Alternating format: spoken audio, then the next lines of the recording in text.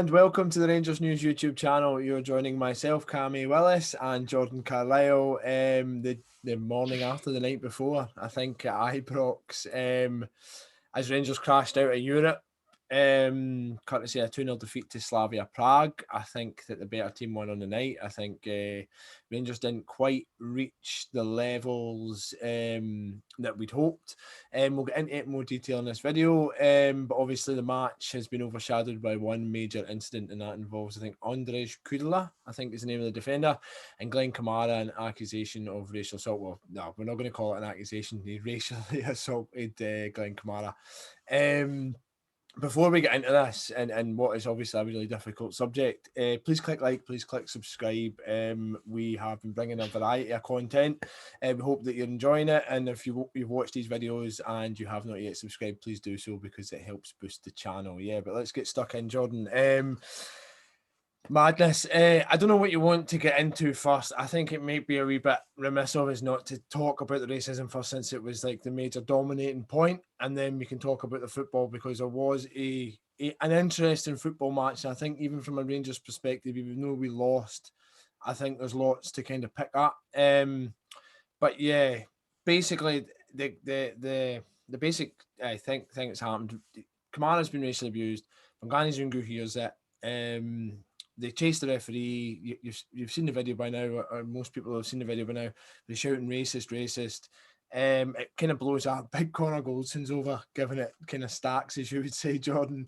And then it kicks off after the match. Slavia go defensive. They say that he wasn't abused. They accuse Glen Kamara in a statement of assaulting Kúdela, which we still haven't had cleared up, because at the time of recording, the Rangers press conference ahead of the Old Firm hasn't taken place. So yeah, the whole thing's a mess. They're backing their players. Steven Gerrard came out, gave a very emotional interview after the match, where he was backing Kamara. I thought he handled it very well. But yeah, a riot, Jordan. And what was your initial kind of thoughts on the aftermath? Yeah, it was crazy scenes, wasn't it? It was kind of I wouldn't say, there was a bit of fieriness to the game. You wouldn't say, obviously the roof tackle was, like you see the state of the guy's face, like that was a serious incident. But I mean, it wasn't, there was a bit of needle, but you would kind of expect that in general from a really important game where both teams fancy themselves. But just for that to come, I think it was Goldson, it came in sort of over the top of the ball, like kind of got the ball, kind of got the man, and then Zungu came in and kind of, it was he kind of left his boot in, though. Yeah, but it was kind of like it wasn't really serious. It was just like a wee, I'm here too. Just to justify the racism anyway, but there was like a wee kind of boot that he left in on. So it was it was a fairly innocuous incident for then guys to just be standing around talking, and that's what it was. Like there was a little bit of back and forth, but then it's the fact that you can see your man. When I was sort of looking at it initially, I'm like, he snaps there because he just goes from 0 to 100 real quick, straight across to him. But then he also doesn't snap, because someone who snaps doesn't have the wherewithal or the cowardice to cover their mouth before they do it. So he knows exactly what he's doing, and that's the thing. So it's not it doesn't look like it's premeditated almost, because he takes a decision. It looks spur of the moment to go over, but he knows fine rightly when he's going over what he is going to do is wrong, and there's no other reason that you will cover your mouth in that. I hate it in general, seeing players are talking to each other from opposite teams and stuff after games, talking with hands over their mouth, and like, you shouldn't be saying anything to someone that can't be said or can't be seen by the cameras, especially if you're on opposing sides, and that's just normal chat after the game. But that guy knows he's going over to say something that's not acceptable. And it's kind of sickening watching it back a couple of times, isn't it? Because when you think of, like, especially with it, when you look at it at the time, I think the commentators are trying their best to be like, it seems obvious what's happened, because it's Zungu straight away is over, Goldson's going mental. It seems serious that, like, it can't really be anything else at that point, because people call each other all the names under the sun during the course of the game. But once it crossed the line and the abuse of that kind, it's abuse, because otherwise there's no way to react like that. And Glen Kamara is a guy who gets through most games without shedding a bead of sweat. The guy is he's a total Rolls Royce of a player, but I mean, he's a very calm guy, as Jared said afterwards, and for him to react like that, and it must be unbelievably frustrating and sickening knowing that someone said that, and it's almost, you can see straight away that like Zungu's like pleading, he's got the thing out, like he said this, or whatever, because straight away that it's going to be near impossible to prove it because the guy has, covered his mouth when he said it. So it was, I don't know, that makes it even worse, you know what I mean? Because the guy has known what he's going to do, and he's went through with it. And their statement afterwards, they've come out there, they've taken the angle of, we'll say, tell them what you actually said, and that'll clear it up. And it's like, you effing guy. Who says that? What is that? It doesn't mean anything. Exactly, man. It's not even trying to say that he said an insult. He's panicked and he said, "Oh, I've said you effing guy," and nonsense. Absolute nonsense, mate. See that guy? He's a worm. Like, he's a coward. And what he said, I think that you've heard it. Don't want to repeat it, but it's just cruel. It's just not nice. It's just the guy. He's an athlete. Talking to a fellow athlete that he's competing against, he's marched up to him and he said something that's going to cut right through him. You know what I mean? And it's just an absolute bloody disgrace, man. And their reaction is an absolute bloody disgrace. It's an embarrassment to the game of football. It's not even that, but just to society in general. I understand that football's just a kind of reflection of society and the issues that it has, but especially this season when you've seen everything with like the taking the knee and all the kind of coverage of racism, for something like that to happen, now there's real pressure on the authorities to properly do something about it. And like, I mean, what else is the players going to do? You know what I mean? There was like people talking about walking off the pitch or doing this, doing that, the next thing. And fair play to Rangers as well for reiterating. We do not want reinstating it in this competition. That's an important thing, because I've seen a lot of things like that on Twitter. We were well beaten on the pitch, don't particularly, and like I say, we'll go into that. But it's not about that. It's just an absolute disgrace. It's an absolute embarrassment. It really, really made me angry. Made my blood boil. It was needless as well. That's another thing. They were 2-0 up. We were down 9 men. Cruising, the game's completely done. See, I'm thinking as well, like, how does that work in the change room for them afterwards? They're celebrating away in the change rooms afterwards. And no matter, what they're saying, it's pretty clear that he has abused Glen Kamara, and half of, it's a very diverse team that they have. Mm-hmm. And that's what they're saying in the statement. We embrace diversity and all that. It's a diverse changing room where that comment, that he's making to Kamara would be grossly offensive to half of his teammates. Mm-hmm. But they're sitting in there being like, oh yeah, that's my brother, and they're like, we've achieved this together, and he's getting wired into the celebrations as if nothing's happened. I mean, it's actually inexcusable. It's like, I mean, the covering of the mouth, the sneakiness, and then he absolutely shits himself. Like, you know what I mean? Like a pathetic one, he absolutely craps himself, and Big Goldson comes across, man. And I'm like, to be fair. He's sitting cowering behind him and that, and I'm like, you are a coward, mate. Honestly. And then they're talking about Kamara, right? No, but it's not even that, right? Because that's just one part of it. This Kúdela thing, right? Absolute disgrace. He's got a responsibility as a leadership role, and it's just not even just as a fellow like athlete, as a human being, man. It's just absolutely out of order, dehumanize somebody like that. But he's got responsibility to their support to society, to lead by example, right? He does that, and suddenly it just opens up this well of abuse online. You know what I mean? Kamara Roof starts getting abused online for the tackle. It just starts this conversation of defense, so they're, instead of saying, right, hold on a second, this is a serious allegation, we're going to take it seriously, they just immediately put the walls up and say, oh no, we haven't done this. And worse than that, the person who's been racially abused, right, they then single him out. They then accuse him of punching this Kúdela guy, something which the Scottish Sun reported, a source at Ibrox claimed didn't happen. They're categorically saying this did not happen. Again, we haven't heard enough from the club, so this might change. But that's at the minute that seems at the line. The club said it don't happen, and then the police came out and said that there'd been no criminality. Right, so their president tweeted last night, and immediate after that, after the game, emotions running high, etc. Immediate aftermath of this incident, tweeted after the match, claiming that the police had been called and resolved the case, and the police are saying that didn't happen. So I don't know if that's been lost in translation or what, but there's a sense that they're misleading on this. And then you look back at the previous thing with Lukaku and stuff, and it's just disgraceful. And like I say, it's that club need to take a bit of responsibility for it, because if they don't, then it just emboldens people online, and that's what's happened. And God knows what's going to happen with it, man. I think it's frustrating and annoying, and I mean, it's what can you say about it? I don't know what's going to come of it, but I'm sure something will happen. And good on Steven Gerrard for coming out and backing the players. Good on the players for standing up for each other. And I think Rangers have been kind of defiant about what their stance is going to be, and let's hope something happens. But that Kúdela man, whoever Slavia get in the next round, I hope scud them.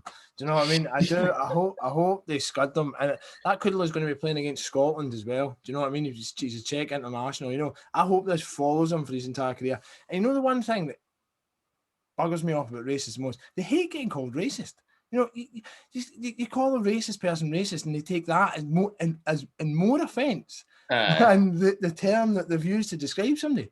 And I feel as if Slavia's kind of reaction is symbolic of that. And it frustrated me, man. And I can see why Rangers fans are annoyed. And like I say, we've made the distinction between that and the match. But is there anything else you want to kind of add on that, or do you want to kind of move on? I don't know. I think just it is one thing that it's another sort of strange thing, unpredictable thing that's come Rangers and Gerrard's way and stuff like that. And I thought he was brilliant after the game last night. Obviously, then he's on the pitch afterwards. So I thought initially it's good. You go through the normal stuff, the wee hand touch with the managers, get that respect out the way. Go on the pitch. He's straight on the pitch looking for Kamara. Then he's having a word with someone else, but it wasn't over the top. He's having a word with their coach, but it seemed to be he was doing it forcefully but relatively calmly. Then you obviously see him talking. It's him versus the heap, essentially, him talking to loads of their officials after the game.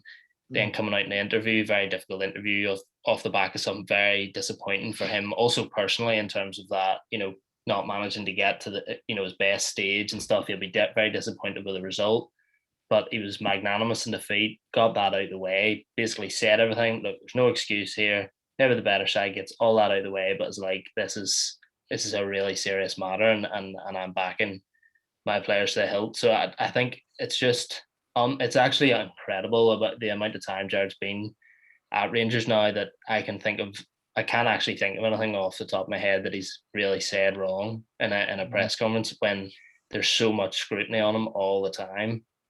And I thought he was brilliant after the game. But yeah, horrible incident, and it is just so frustrating thinking about it, because like, how on earth are they gonna be able to throw the book at this guy? Because it's literally gonna be his word against Kamara's word, and potentially Zungu. Zungu's there. Yeah, but it's not going to matter, because in theory that's he's not an impartial witness or whatever, and the referee's clearly not heard it and everything. So it's going to be very difficult seeing him get away with something like that. But I think Kamara was, as sort of Gerrard said, he was pretty shocked just by the situation. He was a bit numb by it, but I think he can sort of be proud of the way he dealt with it as well, because it's a horrendous thing to happen in such a public and high profile occasion, for that to happen to you, and to not completely lose it and do something completely wild is I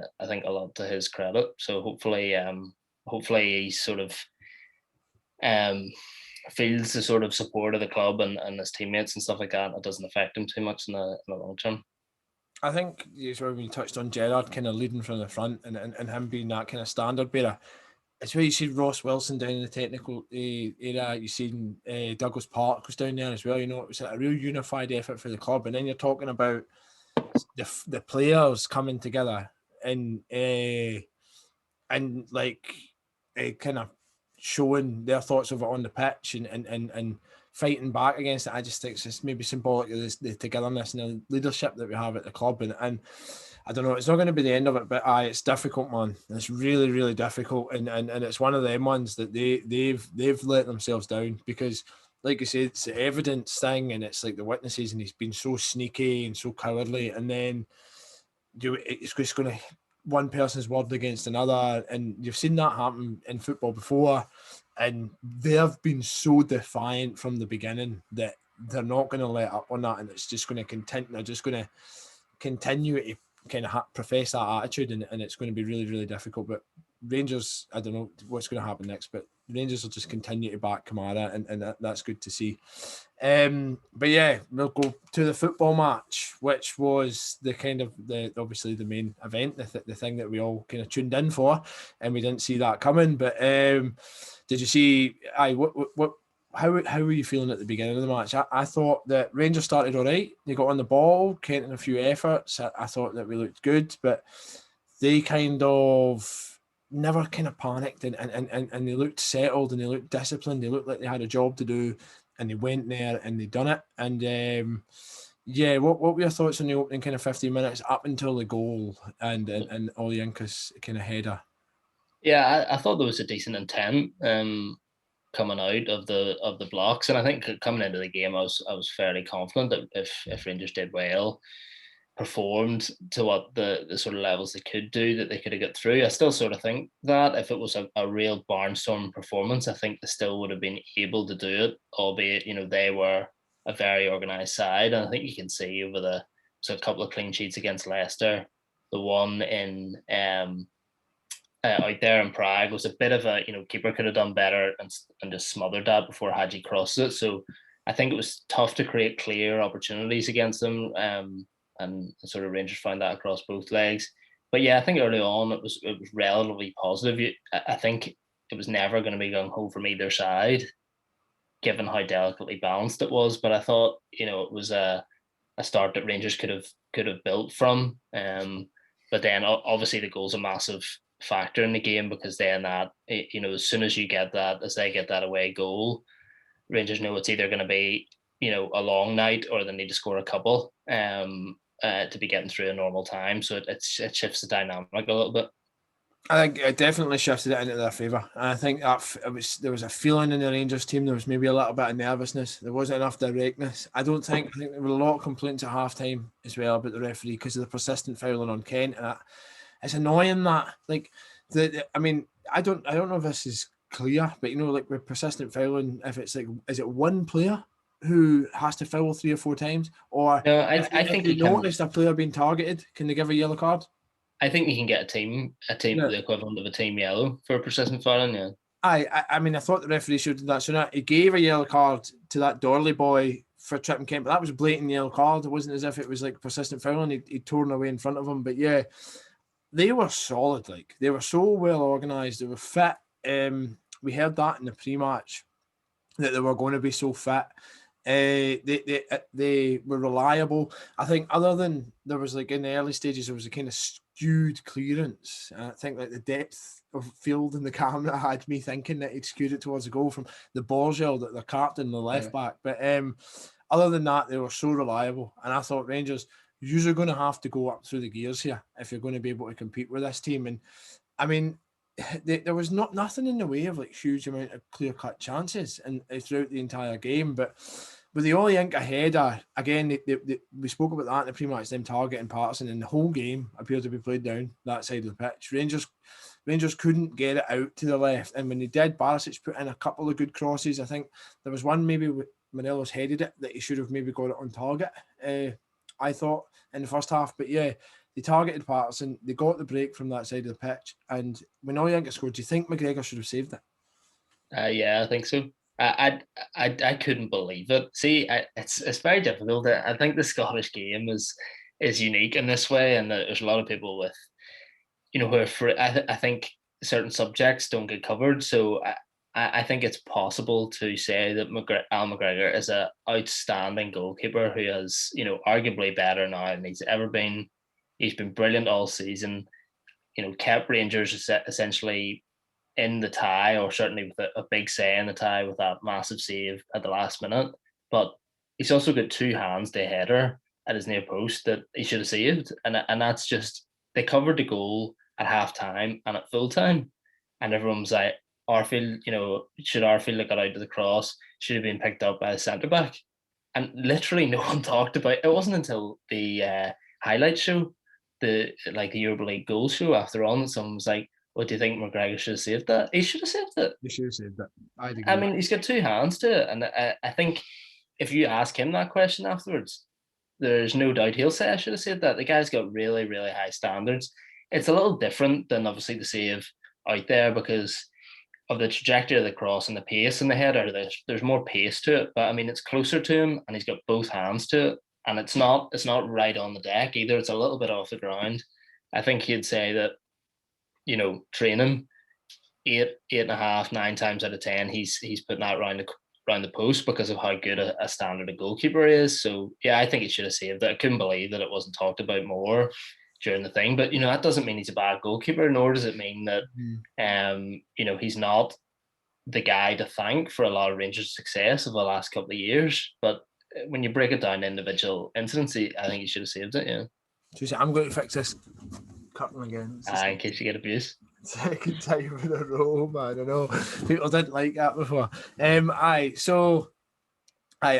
agree with you. I thought as well. I thought maybe that was a little bit of mind games in the run-up from your man Szypaszewski. He was lauding the save and praising it and all that. And I don't know, because McGregor's an experienced goalkeeper, so I don't think he would kind of buy into his own hype like that. But I thought he should have saved it. Heading in towards half time, at that point I was starting to think this is going to be a challenge. They're solid, they've got the advantage, they've got their noses in front. That big Provod looks like a good player as well. We get into half time, and then at that point, I mean, as a fan, I was thinking we've got options on the bench with Roof and Hadji in particular. But I didn't think there was any rush because I thought Rangers, you need to go up a level. And I thought players like Aribo and Morelos in particular, I thought Big Dele, the centre-back, played very well against Morelos throughout the entire match. But I don't think that we done ourselves complete justice over the 90 minutes. And I thought that a lot of players were somewhat off it, or underperformed, or at least the way that Slavia set up prevented them from reaching the top of the game. But heading into the second half, how confident were you that Rangers could turn it around? Oh, see, just before the break, did you think it was a penalty? Yeah. I thought it was a penalty. I thought it was very, very lucky. And the thing is, I couldn't believe it. Seamus checked it and then didn't give it. I forgot about that. Seamus on his way down, right? So I think that's how he's not giving it. But he's all over him and he's pulling his shirt and everything. He didn't have a great game. That's what I was going to say more than the thing. I thought a mistake at the back was coming from after the first goal. I think Goldson as well as Balogun were both taking an absolute age on the ball. And I think that was when you're coming towards halftime, the fact that Rangers weren't moving the ball quickly enough. I think we found that, it's just a common trait of a bad performance for any team. But I think anytime Rangers have struggled in recent times, it's not been moving the ball fast enough. It's not having that zip. And I think they struggled that way. I think they sort of tried to palm things off on the Balogun, so he would be the one starting attacks, and trying to block off Goldson's sort of distribution. But I thought they were both too slow on the ball, and it was a poor piece of play to lead to that. And I just think he had it's not a great indictment of his performance when he's really got away with one there, and he's still sent off for 2 bookable offences, which are clear yellow cards. He's mistimed, so I think he had a poor game, and that was, Gerrard's got basically everything right in Europe so far, but that was a big decision that. It's hindsight and all that. But plenty of people call it out before the game, but plenty of people call out things before the game and then, get proven wrong. But I think Hollander played 6 games in a row in all competitions. Really experienced guy. I'm just not really. I think they're looking at pace, the pace of Sima and that sort of stuff in terms of Balogun, but he hasn't played much at centre back recently because when he was playing at right back, and you've thrown him in for a big game and it didn't work.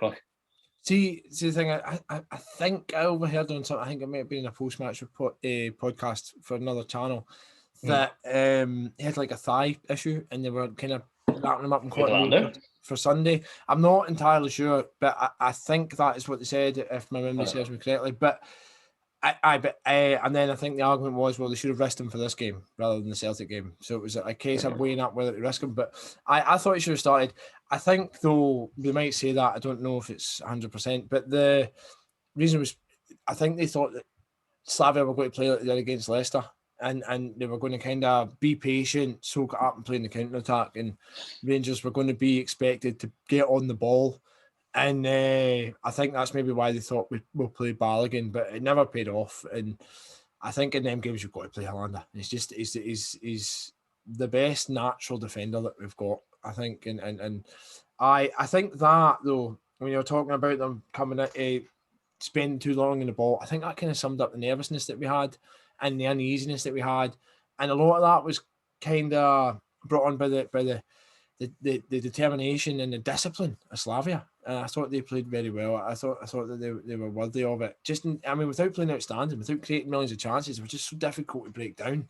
And Rangers were kind of, you started seeing Balogun driving with the ball into midfield and stuff a little bit more, and there was no option on the pass and stuff. But yeah, that should have been a penalty. I couldn't believe it. They never gave it. I was like, that's a penalty. And see, it's just one of those ones you could see it coming from so far off, and then when he goes down, I'm like, the tie's over, and then he didn't blow his whistle. I was like, what?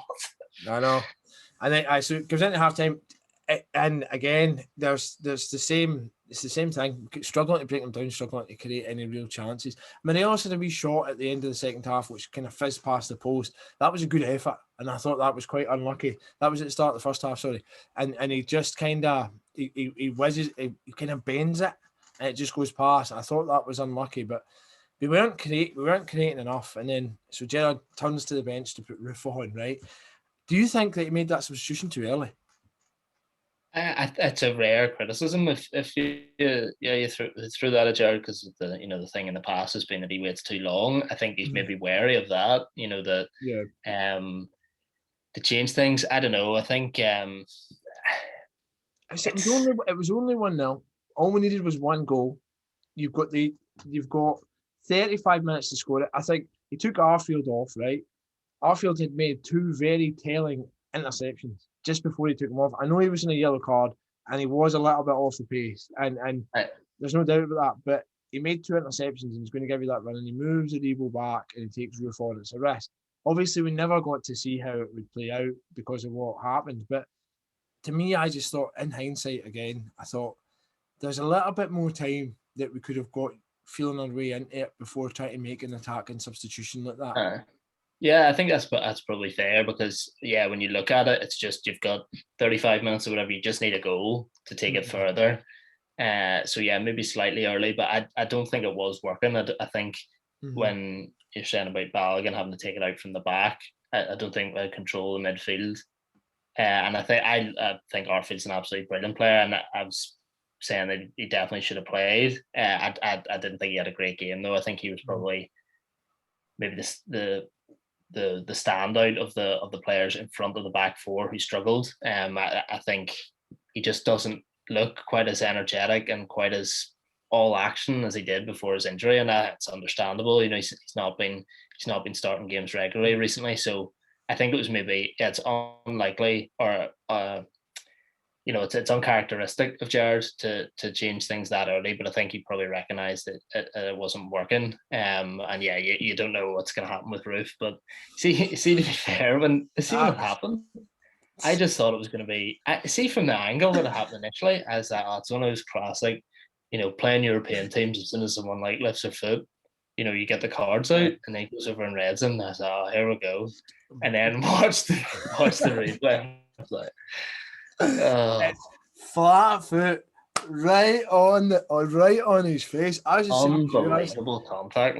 I was thinking, oh no, he's put his boot up. It's his own fault, but it's not that bad. It's not that bad. The guy's decked out with bandages wrapped around his head, getting stretchered off the pitch. You talk about kicking racism out of football. I think Ruth wanted to take it quite so literally, but oh my god, man, it was. The replay, see that it's got that perfect picture that they've captured. It's like the boot is just right on the guy's face. So no arguments there, no. No, and I think you can sort of tell afterwards as well, because when I actually looked at it on the replay, as soon as he hits him, then it's also unbelievable flexibility he's got. I know. He just his leg. I know. It's mad. But then once he hits the deck and like regathers himself, Roof, he's straight to his head, like, oh no, what have I done? Mm-hmm. And then like he's over to the player, and then I think it kicks in that like, oh, what's the referee gonna do here? And then when he gets redded, it's about like, you know, what have I done to the tie and all this sort of stuff. But his initial reaction is like, oh no, I've literally like decapitated this bloke. I mean, can you blame him? Is there any kind of blame that you can attach to Roof in that situation? Should he have been more wary? Should he have went for that ball? Yeah, I think there's a potential he could maybe cut out the angle a little bit more and try to beat, you know, nip in between the defender and the keeper and get something on it, if it's his chest, his head or something, to knock it past him, which would either, you know, in theory go in, or he could get on the end of it. Maybe instead of waiting for the bounce, you know, reacting to the bounce and then challenging the keeper at the same, like, because at the same time he's sort of got to know that the keeper's going to be there. Like he's going to know in his peripherals that he's coming out. So it's also whether maybe he could go with the other foot, which might be slightly less dangerous, because it's coming across him here, you know, rather than reaching with that first one and then coming in as the first point of contact. But I mean, it's very clear that he's looking at the ball. I mean, the guy's not done on purpose, but you got to get it. It's just a clear red card, like, isn't it? So it was always going to be tough after that. I thought it's a clear red card. It's accidental. Maybe it was a bit foolish, naive going in like that. And that keeper's an utter, man. He'd run about everywhere, jumping about. Like he was doing that in the first legs, you know, taking the ball in. He loved to pass it close to him and that. He's a bit of a nut job, that keeper. I mean, he's got a fractured skull now. Man, see, to be fair, I'm laughing, but it's a horrendous injury. Like the gashes, it looks real deep in his head and all. Like, obviously, hope he wasn't involved in any incident, so we obviously hope that he's all right. But they were fuming about that as well post match, mentioning that with the racism. It was accidental, you know. It really was accidental, but a nasty clash. And like you say, at that point, you're thinking, all right, we're going to need like some kind of miracle. Can we force it to extra time? And then Nathan Patterson picks it up on the right hand side, comes in, skins a guy. He got I think he got the touch just before him, and it kind of spurred him on. And he gets into the box, and I just it was disappointing because I was thinking this is Antwerp 2.0. You know, he's going to put this into the bottom corner or something. And I think all he had to do there was really get it on target, and I think they had a real chance of scoring, but unfortunately, it wasn't to be. Flashed it over the top. What did you make of his performance as a whole, Patterson? I think you're right that they tried to go down his side, but I think they had some good players that they had to deal with there as well. I thought he did really well over the course of the game, particularly going forward. I think Rangers were pretty flat after the red card, which is kind of understandable, but it was a little bit frustrating to watch because you're like, it's a really big, you know, you've still only got half an hour. Let's go for this. And try and get something out of it, whether you get 10 or 7, you know, you still go for it.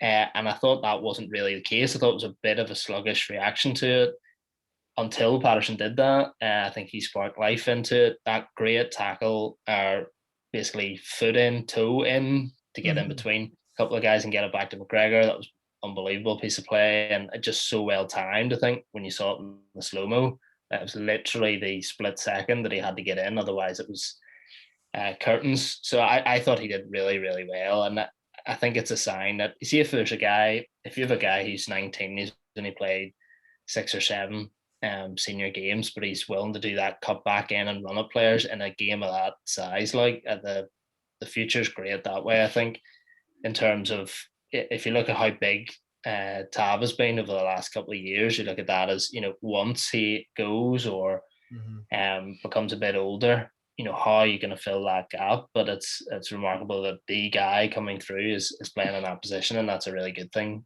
for Rangers. I thought he was brilliant, and in terms of his effort and just to sort of get up and go, and he's just fearless, isn't he?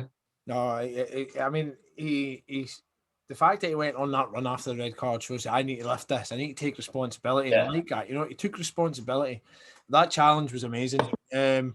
No, bright future definitely, Patterson, and he'll certainly endear himself to fans with the attitude that he takes towards the match, and I'm excited to see what more he can bring. I mean, that again, if he can add that into the end of his game, and he's getting into the box and he's taking them shots consistently, and that becomes a feature of his game. We've got a real asset there, and with Tavernier in front of him, it's positive, and it's only his kind of tutelage is always going to be positive. So yeah, I thought he was a kind of real bright spark in the match. But yeah, then the next kind of incident happens. Balogun comes into the back of your man, and did he have to? He did not have to do it.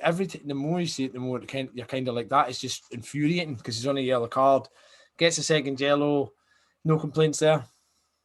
No, I just thought he was off it from sort of the word go. He was sort of slowed everything. There was even at the start, there was one that he cleared it over the bar. That was like in the that one, yeah. I thought imagine take Philander out of the team, then he sticks that, absolutely buries it in the top corner straight away.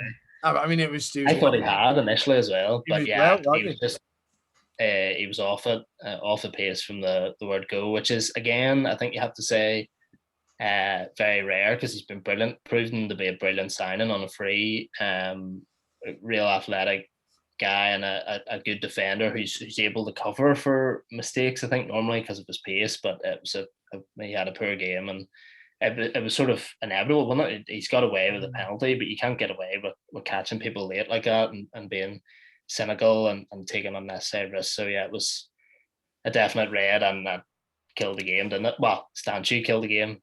What a free kick that was. See, just before that, I'm thinking this is going to take a Ufa like I'm thinking performance. We find one goal, we'll take it to penalties. You know what I mean? Like, just refusing to let the dream die. And then up steps Stanchu. I thought McGregor's position was a wee bit poor, maybe a wee bit too far to one side, but he's so far out. You know, it's like you just don't expect it to go in. And he steps up. He's a baller, man. He's a good player. Yeah, unbelievable. He was at it as well in the first half. Bit of play acting was one that, Arfield touched him with like a quarter of one of his studs. And he's on the deck and stacks. That was really poor. Like, yeah, you'd hear him, but I mean, I feel like for that as well. I think it was. I don't even know if he touched him. And as well, see the Kamara yellow. Oh my God, that was outrageous. That was ridiculous as well. And a persistent foul on Kent the whole time, and then Kamara gets there before the guy, right? And he has to obviously use a bit of pace to gets there, boofed, and there's momentum carrying him. He tries to kind of get out of the way, and the guy goes down, play acts, does the Slavia thing, and Kamara gets yellow. I was astounded when he got a yellow card for that. I couldn't quite believe it. I was like, no. But Stanchu free kick is an absolute beauty. It was an absolute beast. It was miles out as well. But yeah, that's it. I haven't seen it at that point. I was like, you're sitting thinking, there's not even any point of watching this anymore. You know what I mean? It was like, I think, I don't think I've seen a free kick go up as high and down, with such just precision. It kind of mirrors a Tav at Dundee Paradise. I think that's what it made me think of. But I think Tav might have been even further out though. You know what I mean? I think Tav's just further back. Yeah, and he just a real quality player. When he just looks. He looked brilliant. I thought Bravo was brilliant. Sima was completely different in this game. I thought he caused a lot more problems. I don't know if it was maybe it was the occasion.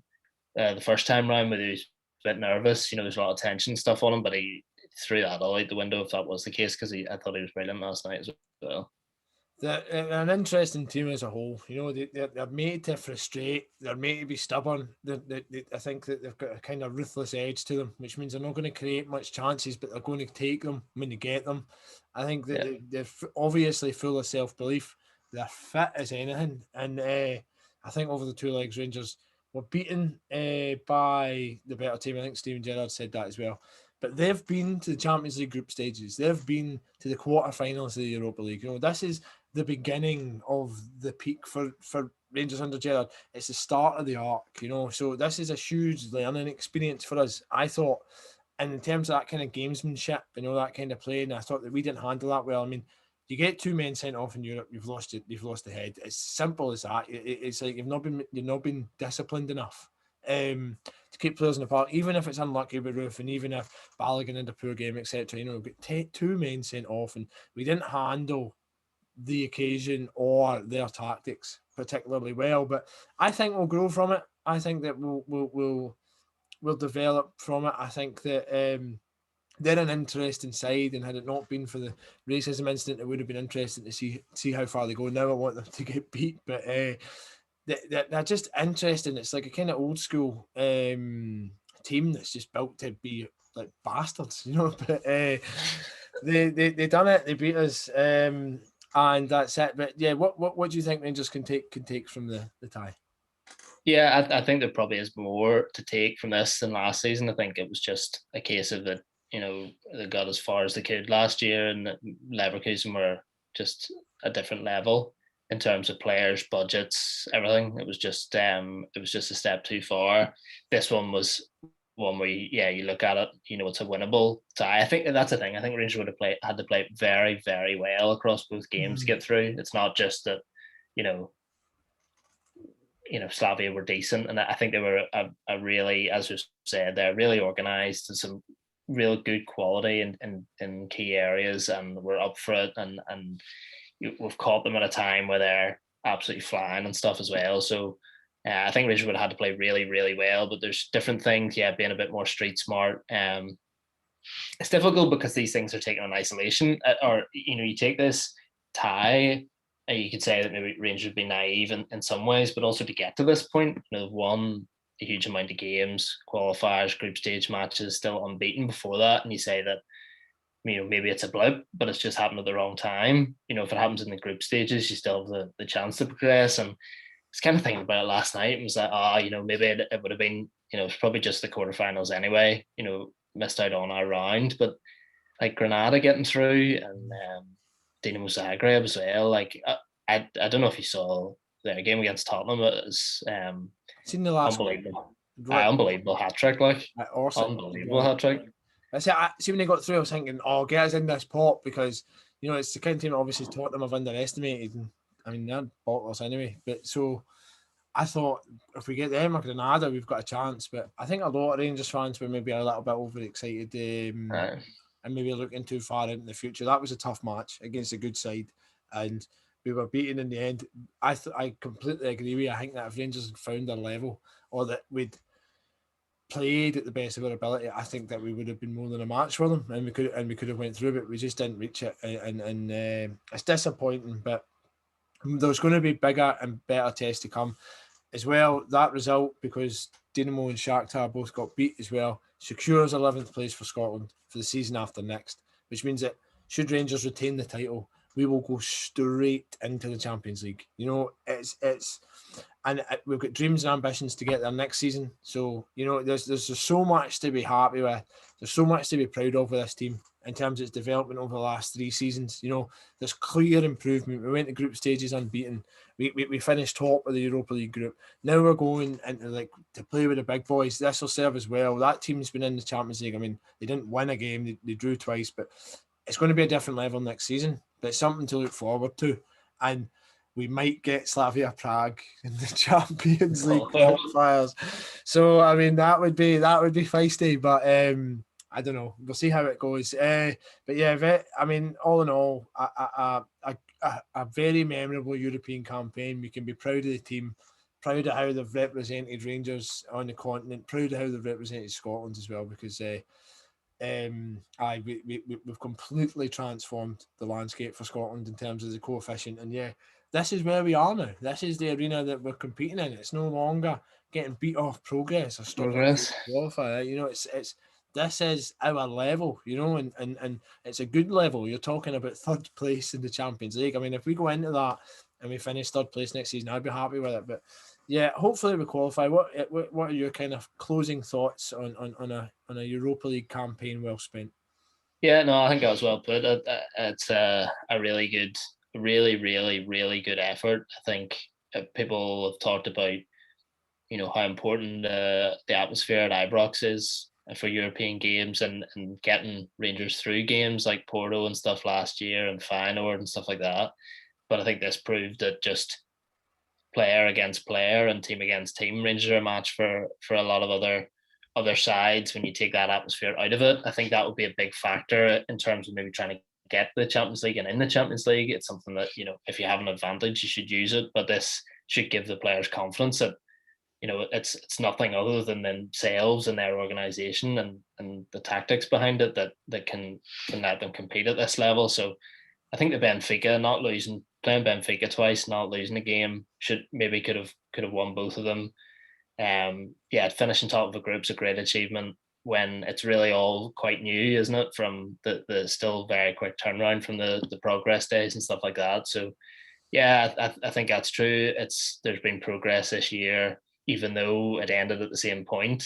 And I think a lot of hope going forward. And I surely, if you see before the season started, if you said Rangers will win the league by March, get to the last 16, but they'll not get to the quarters.